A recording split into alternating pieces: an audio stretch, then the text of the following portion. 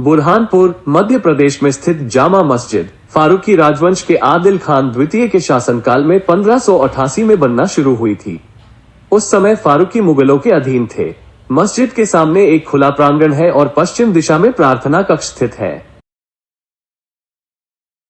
मुख्य द्वार पर 15 मेहराब है और कोनों पर 5 मंजिला मीनारें हैं। मस्जिद की बाहरी दीवार पर एक शिलालेख है जिस पर लिखा है कि अकबर 1601 में दक्खन विजय के बाद लाहौर वापस जाते समय बुरहानपुर आया था। प्रार्थना कक्ष में 5 खाड़ी है। इस मस्जिद की एक खास विशेषता यह है कि इसकी कोई छत नहीं है, बल्कि सममित मेहराबों का मिलन ही छत का निर्माण करता है। किबला दीवार पर 15 मिहराब बने हुए हैं।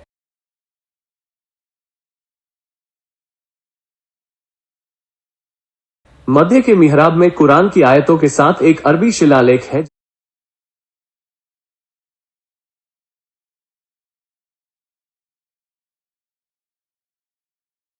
दक्षिण पश्चिमी कोने की तरफ आखिरी मिहराब पर एक द्विभाषी शिलालेख है जिसमें ऊपर अरबी पाठ और नीचे संस्कृत पाठ है।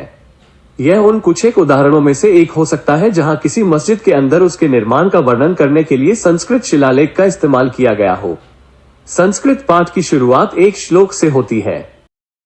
सृष्टिकर्ते नमः अव्यक्तम व्यापकम नित्य गुणातिलम चिदात्मकम व्यक्तस्य कारणम वंदे व्यक्ताव्यक्तम तम ईश्वरम, जिसका अर्थ है मैं उस प्रभु की स्तुति करता हूँ जो अदृश्य, सर्वव्यापी, शाश्वत, गुणों से परे, पुनर्तः आध्यात्मिक, प्रत्यक्ष चीजों का कारण है, यद्यपि स्वयं प्रत्यक्ष और अप्रत्यक्ष दोनों है।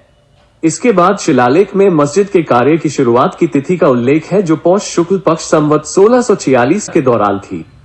इसके बाद यह आदिल खान द्वितीय तक फारूकी राजाओं की सूची देता है। तो फिर इस मस्जिद में संस्कृत का श्लोक क्यों है, जबकि मुसलमानों को संस्कृत सीखने के लिए नहीं जाना जाता था? क्या यह आदिल खान द्वितीय की एक सनक थी कि वो मस्जिद के अंदर संस्कृत चाहते थे, या वो सांप्रदायिक सद्भाव का संदेश दे रहे थे?